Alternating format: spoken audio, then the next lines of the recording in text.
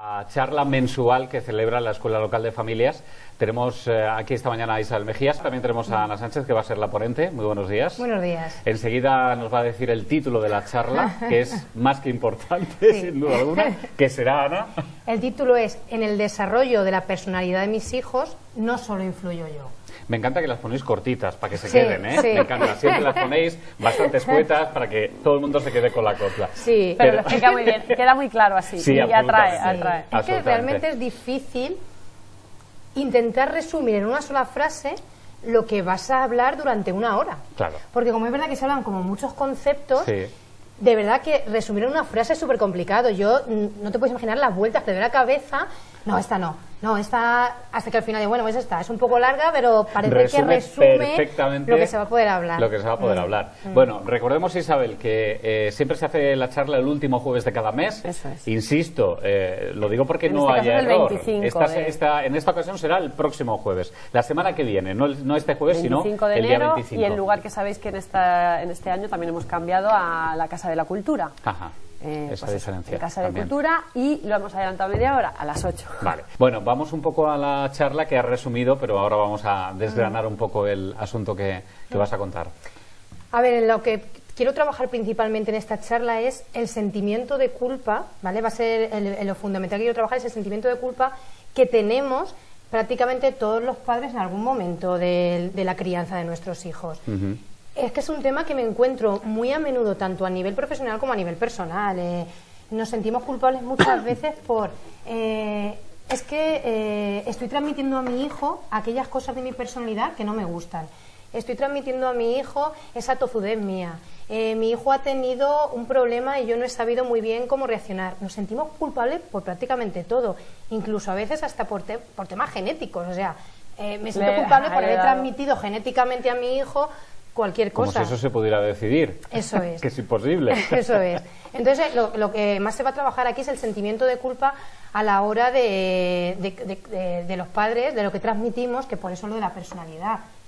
Inevitablemente somos un pilar fundamental, inevitablemente influimos mucho en la personalidad de nuestros hijos. Ajá.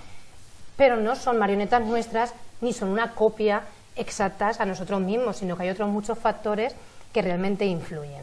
El sentimiento de culpa, en este caso y en cualquier caso, produce un dolor tremendo a la persona, y además hace que nos quedemos anclados en el pasado y revivamos una y otra vez ese sentimiento tan desagradable. Totalmente. A pesar de ello, ¿por qué nos instalamos muchas veces, como decís, en este sentimiento? Nos instalamos muchas veces la culpa porque es un sentimiento que no miramos. Si el problema normalmente de los sentimientos, cuando se quedan bloqueados, es porque no le damos espacio al sentimiento. Si aparece una emoción en mí muy intensa y muy desagradable, intento hacer como que no la veo. Entonces, al quitarle la mirada, no existe, no está conscientemente, pero sigue estando. Y entonces eso es lo que va haciendo que se bloquee. Eso es un poco lo que se va a trabajar. Aprender a darle espacio a la culpa, a comprenderla y a ver qué hay debajo de la culpa. Porque la culpa está ahí, pero normalmente debajo de eso, en muchas ocasiones aparece agresividad y enfado. Y si tú a veces solamente con cambiar la frase, en lugar de decir me siento culpable porque mi hijo tiene una personalidad muy fuerte, en lugar de decirlo así es estoy enfadado porque le he transmitido a mi hijo esa personalidad, cambia mucho la frase y ayuda mucho a entrar en acción. Sí, es una manera de canalizar, ¿no?, ese sentimiento negativo a priori, pero que no podemos pasarlo por alto, porque si se deja ahí sigue estando, entiendo, ¿no? Claro. Algo así sería. Claro, eso es. Las cosas que nos le dan solución siguen estando ahí. Luego, además, también, aparte de ver ciertas herramientas de cómo canalizar esas emociones y lo primero y fundamental es entender lo que hemos dicho, cómo se forma la personalidad, ¿vale? Para quitarnos muchos conceptos irracionales que tenemos en la mente. Claro. Después, cómo canalizar esa culpa. Pero luego también es fundamental en el tema de la culpa el saber... No me acuerdo lo que te iba a decir. Muy bien. Pues analizar lo que hay debajo de esa culpa, iba por ahí. Eso es, analizar lo que hay debajo de esa culpa, eso es. Y darme cuenta, me ha recordado, y darme cuenta de que, claro que influyo mucho en mi hijo o en mi hija. Claro que le transmito muchas cosas negativas, pero también positivas. Y que aquellas cosas negativas que transmito no son tan negativas. Pero hay una cosa en este sentido que yo no termino de entender, y es que se dice, a lo mejor lo que tú comentas, tengo un hijo o una hija con mucho temperamento, que tiene un comportamiento a veces desagradable, que a mí no me gusta y que yo considero que le he transmitido, pero a lo mejor tiene 2 hijos o 3 Y solamente hay uno en este caso. La educación ha sido la misma, la familia la misma, el entorno el mismo. ¿Por qué esa diferencia? Quizá no es tanta transmisión por parte del padre, tiene que ver con otros factores, ¿no? Entiendo. Eso es. Hay muchos factores que influyen. También es verdad que luego también decimos, es que yo tengo 3 hijos y a los 3 los he educado igual. Eso tampoco es así. Falso. ¿Vale? Es falso. A esto me refería y esto quiero que me lo expliquéis, porque yo tengo la sensación como hijo que mis padres nos han educado a los 5 que somos de la misma manera. Su predisposición es la misma a dárnoslo todo, el mismo amor, el mismo cariño, pero solamente, bueno, y ella que es la experta en psicología sistémica, o sea, solamente cómo nos relacionamos, solamente la presencia de otro hijo ya determina cómo me voy a relacionar con el segundo. Quiero decir que solamente porque ya no es, por ejemplo, el primer hijo, tenías una relación con ese primer hijo, pero ya hay cuando hay un segundo, la presencia de ese primero ya hace que tú no te relaciones igual. Bueno, no sé si voy mal encaminada. Ha sido rotunda, Isabel, ha dicho, eso es falso. No educamos a todos los hijos igual por este asunto y por otros, o exclusivamente por el tema de el orden en el que naces. No, hay muchas más variables, porque, por ejemplo, con tu primer hijo tienes 25 años y con el tercero tienes 35.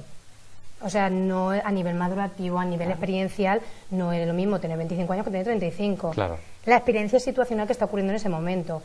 En el 1 de enero que ha nacido mi hijo del año 2000, ¿cuáles eran las circunstancias que estaba atravesando? ¿Estaban mis padres y mis suegros? ¿Mi situación económica cómo era? ¿Cómo estaba mi hermano? ¿Cómo estaba yo como persona? O sea, hay una serie de circunstancias que influyen también en cómo yo me encuentro en ese momento.